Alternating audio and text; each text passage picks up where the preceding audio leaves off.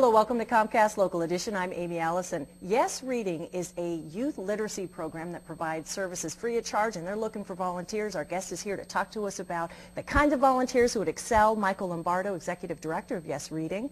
And you've got volunteers that are all over the map, from senior citizens to youth. That's exactly right. We've got over 300 volunteers in the Bay Area, and they run the spectrum of, we have kids who come in as even 9th and 10th graders in high school who see their elementary school that they maybe attended just a few years ago. It's in trouble. They want to make a difference. They want to help. And the beauty of Yes Reading is that our curriculum is so structured that anyone can jump into it. And you just go right off the bat. You're working with a student. Well, you have a lot of success stories of volunteers working with young people. Oh, gosh, there are so many. I don't even know where to begin.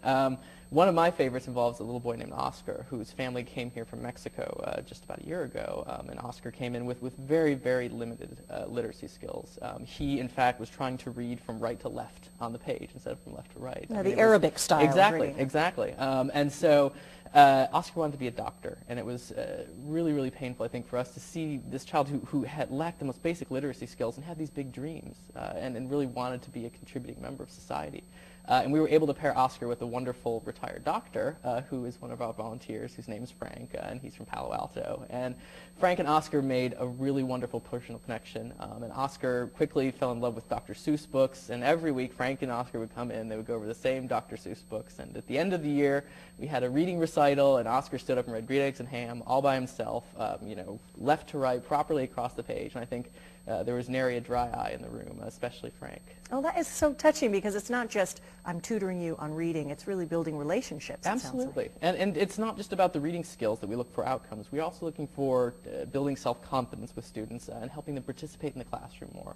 Kids who are reading below grade level are really shy about it, and they feel terrible. I can think of a little girl named Julia who came in with, she was at the 3rd grade, she was retained, which means held back a grade. She was reading at the 1st grade level, so she could barely get through Green Eggs and Ham. She was in 3rd grade already.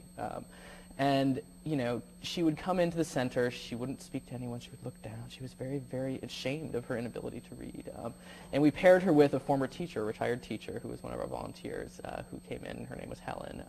And Helen, because she had a teaching background, I think did a really wonderful job helping Julia kind of come out of her shell and feel confident and feel stronger and feel empowered as a person because she could read. One of the statistics I'm really proud of with Yes Reading is that based on our surveys, we find that 96% of students who pass through our program have improved self-confidence when they're done.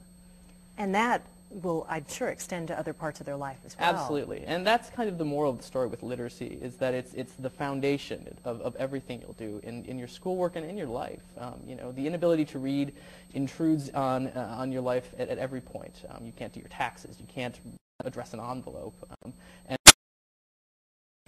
area has so many immigrant children who may not have strong literacy in their home language or may not be reading in Spanish or another language. How do you deal with those kind of issues? Our curriculum is teacher designed, and it deals with a lot of issues, which the Ed Speak term for that is English language learners, who are kids where English may not be spoken in the home or where the parents have limited English literacy. The important thing is to always emphasize the value of the child's home language, that it's wonderful that you speak Tongan, you should continue to speak Tongan, but at the same time, English literacy is going to open a lot of doors for you. That's right. So we try to really help them use that bridge language. Great. Thanks so much for joining us. Our guest today, Michael Lombardo, is Executive Director of Yes Reading. I'm Amy Allison, and thank you for joining us on Comcast Local Edition.